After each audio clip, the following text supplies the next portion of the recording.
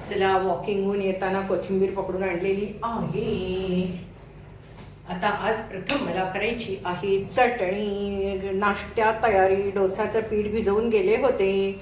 आता चटणी आधी करूया. डोसा पीठ भिजवलेलं आहे.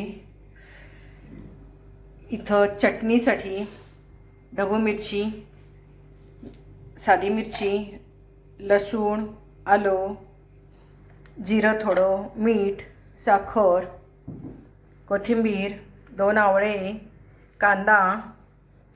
आणि हा कांदा आपला मऊ लागलेला आहे म्हणून आपण आता त्याचं वृक्षारोपण करूया. आता याचं आपण वृक्षारोपण करूया इथे.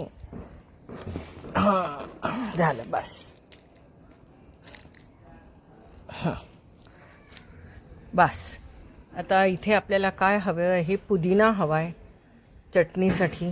तर तो आहे आपल्याकडे. आता इथं पुदिना, आपल्या चटणीपुरता पुदिना निघतो इथे. पुदिनाच्या ह्या काड्या टोचायच्या. आपण विकत आणलेला पुदिना जो असतो ना, त्याच्या नुसत्या काड्या टोचायच्या. त्याचं बी वगैरे काय नसते, बी रोपं असं काय नसतं. विकत आणलेला पुदिना काढून घेतला की त्याच्या काड्या लगेच टोचून द्यायच्या. हे बघा, की नंतर आपल्याला जेव्हा हवा तेव्हा पुदिना मिळत राहतो. हे बघा, वास पुदिनाला. बस झाला एवढा पुदिना आपल्याला. पाऊस रात्री भरपूर पडलेला आहे त्यामुळे पुदिना धुवायची काही गरज नाही. पुदिना आता हे सर्व आपण मिक्स करून घेऊ यामध्ये. आणि त्यानंतर फुटाण्याची डाळ आणि तयार फोडणी त्यामध्ये मिक्स करूया. ही बघा, ही माझ्याकडे तयार फोडणी अशी असते. तर या ठिकाणी ढबू मिरची चिरून घेतली आहे, कांदा चिरून घेतलेला आहे, आवळ्याचे आता आपण असे काप करून घेतले.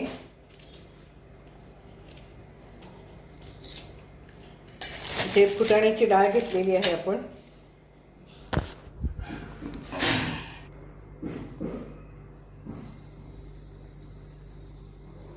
इथे गॅसवरती तवा ठेवलेला आहे. इथे आपला आता हे यामध्ये घालूया. इकडे आपण नवीन तव्याला खडरम खडरम करत आहोत. लाकडी उलटण्याने निघत नाही असं एक उगाचच मला वाटतं. एकदा काढून बघायला पाहिजे. मस्त. आता हा तवा जरा गरम होऊ दे. तोपर्यंत याच्यात खाली कोथिंबीर आणि पुदिना असल्यामुळे हे असं भरलेलं आहे.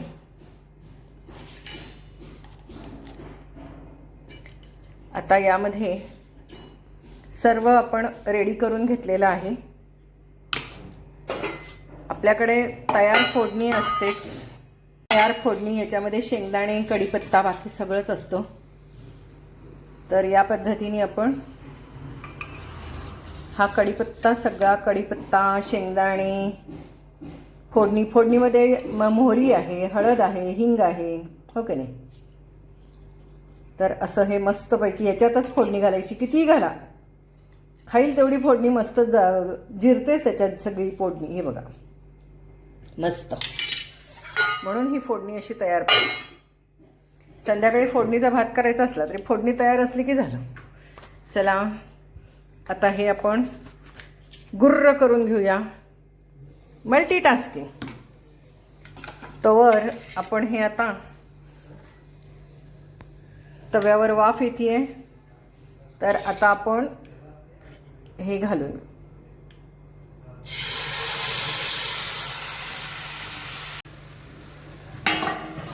एक 2 मिनटं बस झालं, झाकून ठेवायचं.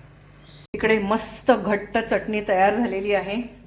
तरी थोडं पाणी घालून अजून एकदा गुर्र करून घेऊया. इकडे आपण आपला डोसाही तयार झालेला आहे. हा बघा,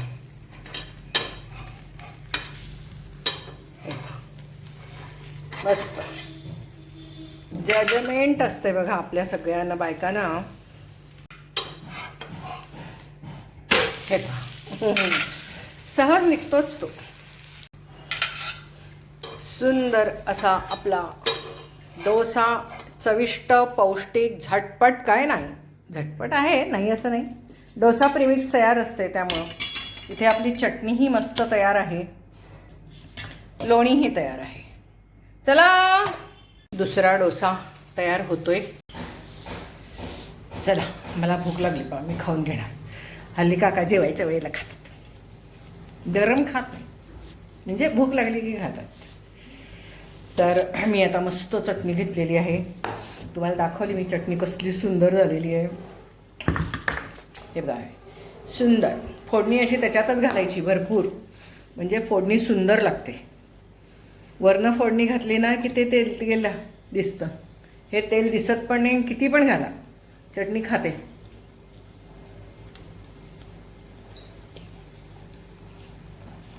अप्रतिम, अप्रतिम.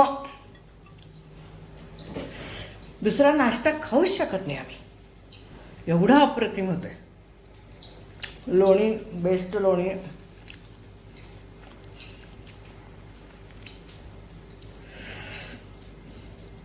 सुंदर सुंदर. कशाला खायचा दुसरा नाश्ता? डोसा म्हणा, घावन म्हणा, काय तर म्हणा, एवढं सुंदर असताना दुसरं खावंसंच वाटत नाही.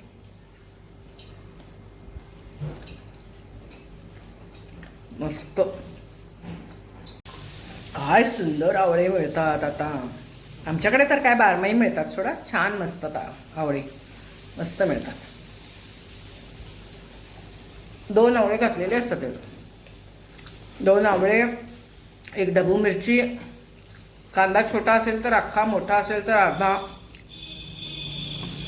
तो सुद्धा अर्धा घालायचा, कारण त्याच्यात मिक्सरच्या भांड्यात मावत नाही म्हणून. 1 घातला तरी मस्त लागतं.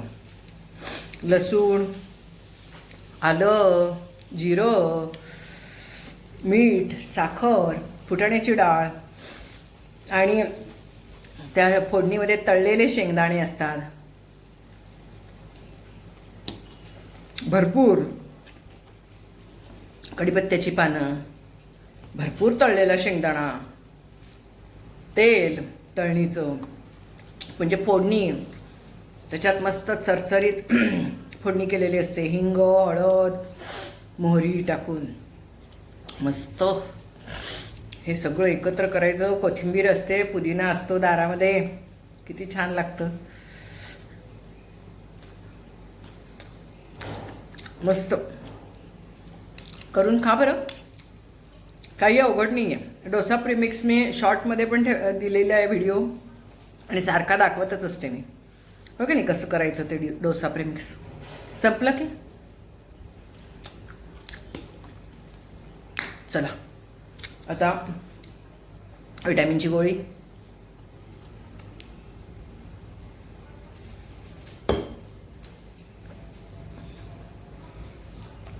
शरीराला विटॅमिन कमी पडायला लागलं की सगळे आजार पाठीमागे लागतात. अगदी पार हार्ट प्रॉब्लेमपासून सगळे.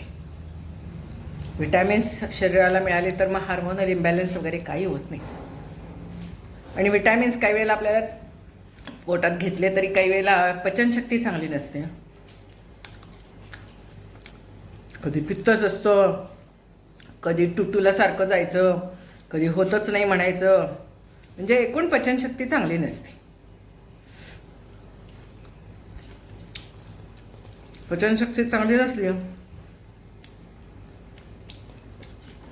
की मग ग्रहणशक्ती पण चांगली नसते. म्हणजे आतड्यातून आपण जे काही अन्न खाल्लेलं आहे त्यातनं ॲब्सॉर्प्शन, न्यूट्रिशनचं पोषण होत नाही व्यवस्थित. सगळं जे आहे ना ते आपल्या डायजेस्टिव्ह सिस्टीमवर आहे बघा. अगदी तुम्हाला सांगते, तुमचं पचन चांगलं नसलं तर मनाचे सुद्धा प्रॉब्लेम्स होतात. सगळे मनाचे विकार आहेत ते का होतात, तर तुमचं विटॅमिन्स डिफिशियन्सी, हार्मोनल इम्बॅलन्स, त्याला कारण काय पण असू दे, स्ट्रेस असू दे, झोप नीट नाही असू दे, आणि काही आजार असू दे, पण ह्या सगळ्याला लढाईची ताकद तुम्हाला कशातनं मिळते, तर तुमचं डायजेशन, पचन चांगलं पाहिजे. पचन चांगलं, हालचाल शरीराची भरपूर असेल, एक्झरसाईज असेल, काही त्रास होत नाही. पण पचन चांगलं नसलं तर मनाचे विकारसुद्धा होतात. त्यामुळं कधी पण तुम्ही डॉक्टरांच्याकडे जा, डॉक्टर पहिलं तुम्हाला काय देतात, एक मल्टीविटॅमिन देतात. परवा एक स्टडी माझ्या वाचनामध्ये आला बरं का. तर त्याच्यामध्ये त्यांनी सांगितलं की हे स्युसाइडल म्हणजे आत्महत्या करावीशी वाटणे, हे मनामध्ये विचार येणे किंवा मन अस्वस्थ असणे, अँझायटी, रेस्टलेसनेस, सारखं चिडचिड होणे, अति काळजी, अति विचार, झोप लागत नाही, काय करावं कळत नाही, अस्वस्थ वाटतं, नीट निर्णय घेता येत नाही. काही वेळेला असं होतं ना, मग आपण त्याला म्हणतो हा डिसऑर्डर, तो डिसऑर्डर. काही वेळेला काही चिडकेच असतात, काही रागीटच असतात, काही विक्षिप्तच असतात. पर्सनॅलिटीज स्त्री पुरुष दोन्ही पण, लहान मुलंसुद्धा असतात ना अशी, तरुण असतात. तर त्यांनी एक सायकोलॉजिकल तो सर्वे केला त्यांनी, आणि तसं त्यांच्या लक्षात आलं की ह्या सगळ्यांच्या खाण्याच्या ज्या वेळा होत्या त्या खाणं चांगलं नव्हतं एकतर, आणि खाण्याच्या वेळा सगळ्या अनियमित. अलीकडे हे मानसिक अस्वस्थ आहेत, विल पॉवर कमी आहे सगळ्यांची, मुलांची, तरुणांची, मुलांची, म्हातारे सगळे घटमुट, पण बाकी विल पॉवर फार कमी आहे. त्याला कारण माहिती आहे का, त्यांचं त्या संशोधनामधनं निघालं की त्यांच्या जेवणा खाण्याच्या वेळा चुकीच्या, झोपेच्या वेळा व्यवस्थित नाहीत, झोप पुरेशी होत नाही, चुकीच्या वेळेला झोपायचं, रात्री 2-3ला झोपायचं, सकाळी 11-12ला उठायचं, हे काही योग्य नाही ना. त्यांच्या कामाच्याच वेळा आजकाल अशा आहेत की झोप कशी पण कुठल्याही वेळेला झोप, कुठल्याही वेळेला खाणं, रात्री 2-2 वाजता जेवण करतात ही लोक, खातात, सकाळचा नाश्ता 11-12-1ला करतात, दुपारचं जेवण 4 वाजता 5 वाजता करतात, सारखं चहा कॉफी पितात. आणि जे बाहेर असतात, जे घराबाहेर जे राहतात, घरातले सुद्धा हल्ली हे बाहेरचं सगळं मागवून खातातच सोडा. टोमॅटो, फोमॅटो, ह्या सगळ्या झोमॅटो वगैरे जे आहेत ह्याच्यावरून ते मागून खातातच बाहेरचं. तर हे बाहेरचं मागवून खाल्लेलं हाय कॅलरी फूड, ज्याच्यात खूप जास्त चीज वगैरे वापरलेलं असतो, तसलं सगळं, पिझ्झा, पास्ता, हे सगळं. त्यामुळं कसं होतं, झाला चहा पिऊन, काय चटणी सुंदर झाली बघा. आज आवळे ताजे, आता हे आलं तुळशी पौर्णिमा आली, मस्त झालं, होय की नाही, बेस्टच होते ते. तर अशा पद्धतीने हे जे आहे, तर ह्यांना फक्त त्यामुळे व्हिटॅमिन डेफिशियन्सी, हार्मोनल इम्बॅलन्स, स्त्रियांना PCOD, PCOS, पाळीच्या तक्रारी, पर्सनॅलिटी डिसऑर्डर, हे सगळ्याला कारणीभूत त्यांनी सांगितलं की व्हिटॅमिन डेफिशियन्सी आणि डायजेशन योग्य नाही, पचनाच्या तक्रारी. माणसाला काय वाटतं की आम्हाला भूक लागते, आम्ही खातो भरपूर, तिकडं जातो म्हणजे सगळं व्यवस्थित आहे. नाही, पण ते वेळेला होत नाही ना, अवेळी होते. चुकीच्या वेळेला खाणं, चुकीच्या वेळेला झोप, चुकीच्या वेळेला सगळं. भलेही तुम्ही चांगलं घरातलं जेवण जेवत असाल तरी त्या वेळा चुकताय. मी असं नाही म्हणत की तुम्ही सगळेजण सारखं बाहेरचंच फूड खाताय, तसं नाही. आणि डायजेशन, गट प्रॉब्लेम असला की नाही, मग इम्युनिटी पण मार खाते, विल पॉवर मार खाते, शारीरिक व्याधी प्रतिकार क्षमता मार खाते, सगळ्या तक्रारी सुरू होतात. म्हणून मी तुम्हाला सांगत असते, मी दाखवत का असते ह्या सगळ्या गोष्टी. मी आत्ता वॉकिंगला जाऊन आले म्हणून मी तुम्हाला सांगते, म्हणजे मी खरीच जाऊन आलेली असते, वॉकिंगला जाऊन येते. भले मी खूप जास्त वॉकिंग करत नसेल, पण त्यानिमित्ताने 4 मैत्रिणी भेटतात, त्यानिमित्ताने व्यायाम होतो, हिरवागार निसर्ग बघायला मिळतो, सकाळचा सूर्यप्रकाश तेवढा बघायला मिळतो, आकाश निर्भर बघायला मिळतं, सकाळचं प्रसन्न वातावरण अनुभवायला मिळतो. असं काय गरज नाही की सगळीकडे महाबळेश्वर आणि माथेरान आणि यासारखंच सगळं हवामान सगळीकडं असेल, निसर्ग असेल असं नाही आहे. जी 2-4 झाडं हिरवेगार जे काय बघायला मिळेल ते छान वाटतं पहाटेच्या सकाळच्या वेळेला. पहाटे नाही, मी 8, 8:30, 9ला जाते. म्हणजे सकाळचं फिरणं होतं, morning walk, morning talk, morning sunrise बघायला मिळतो. सनराईज अंगावर पडतात सूर्यकिरणं.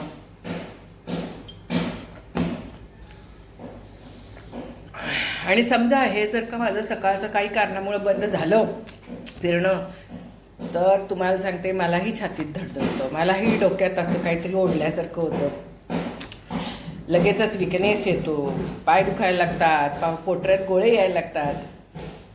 मला सुद्धा फार चिडचिड व्हायला लागलं, सहनशक्ती कमी पडायला लागली, अस्वस्थ वाटायला लागलं, फार अतिविचार यायला लागले.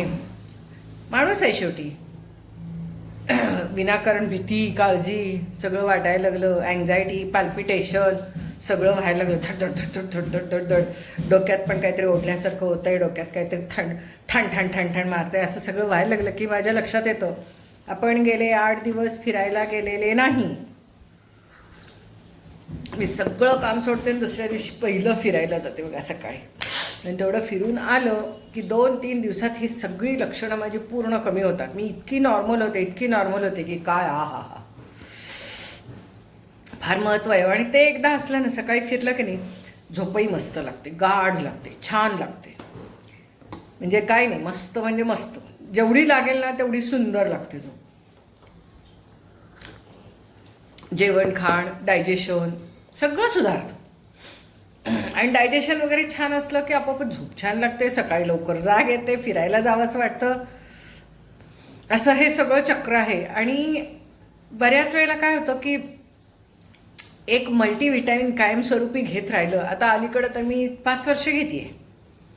पहिल्यापेक्षा माझ्या चेहऱ्यातही फरक पडला आहे. पहिल्यांदा अगदी मी सुरकुतलेली काय म्हणतात त्याला असा चेहरा माझा होता. अलीकडे माझं जरा तब्येतही सुधारायला लागलेली. याला कारण आहे ते मल्टीव्हिटॅमिन वगैरे बरं का. मग तुम्ही म्हणाल आम्ही जाड आहे, मग आम्ही मल्टीव्हिटॅमिन कसं घ्यायचं? अहो तुम्ही जाड आहे म्हणजे तुम्ही चुकीच्या पद्धतीने हेल्दी आहे ना, फोपसे आहे. तुम्हाला हेल्दी वाटतंय का? हेल्दी वाटत असेल तर मग असू दे की जाड, काय बिघडलं.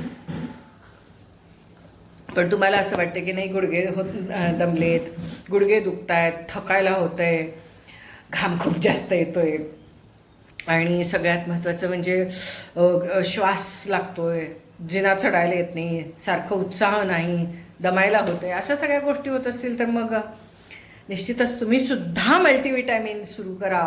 आणि असं मी 15 दिवस झाले घेतलं, महिना घेतला, वर्षानुवर्षे घेत राहा. बघा तुमच्या पूर्ण विल पॉवरमध्ये फरक पडेल, विल पॉवर वाढेल, पुन्हा तुमचं इम्युनिटी वाढेल, व्याधीप्रतिकारक क्षमता वाढेल, चेहऱ्यावर एक तेज येईल, उत्साह आनंद वाटेल, तुमचा ऑरा चेंज होईल. एवढंच नव्हे तर तुम्हाला स्वतःला आनंदी वाटायला लागेल. नुसतंच उत्साही वाटणार नाही, आनंदी वाटायला लागेल. बघा